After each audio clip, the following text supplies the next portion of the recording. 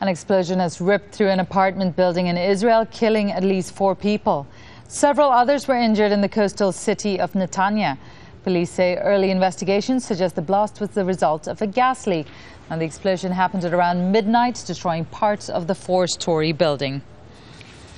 Well, let's get the very latest from our correspondent Cal Perry, who joins us now from Netanya. Cal, can you give us a sense of the destruction this explosion has caused?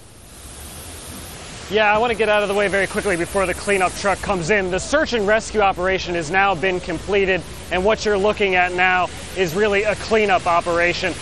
Here in Israel, regardless of whether or not it's a terrorist attack, which this was not, we understand this was an accident, probably a gas leak. It's very important here in Israel. They like to get things cleaned up very quickly and return back to normal as quickly as possible. So what you're seeing is the cleanup operation. The other thing that's going on here in Netanya is really, I think, curiosity has gotten the best of a lot of people. We're seeing a lot of people coming here to take a look at the damage. This was a massive explosion. Shrapnel sent over 200 meters away. There's really not a window in this entire square that hasn't been broken.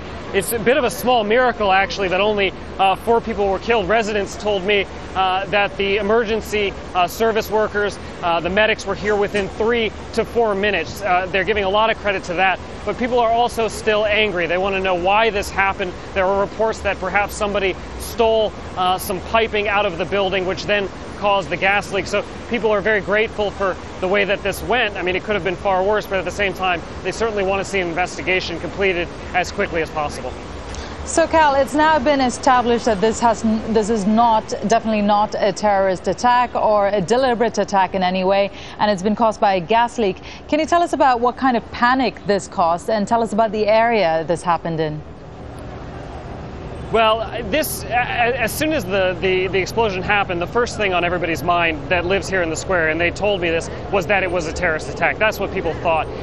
But it was pretty clear early on, once the police arrived, the target didn't make any sense, the timing of it didn't make any sense, and that's when people started looking at this potential gas leak. You can smell, even now, still the gas in the air, and there's a lot of glass in the air as well. There's a lot of dust in the air as well. So it was pretty evident when we arrived just a few hours after the bombing that it wasn't, in fact, a terrorist attack, but it did still cause that panic. And this is a country that has dealt, of course, with a number of attacks in its history. So they're very good at dealing with these kind of situations. Again, it was less than 5 minutes before the ambulances arrived. There's a number of wounded. We saw maybe 3 dozen wounded walking away, but they were all walking wounded. Those who were most severely wounded were taken immediately to hospital. So yes, there was that initial panic. People here, though, are very used to dealing with this. The police are very used to dealing with this. The Army is still here. They've set up a command center already with tents to start the investigation. So I think your point is well taken that initially people thought it was a terrorist attack, but as it turns out, the leading theory as of right now is that it was a gas leak.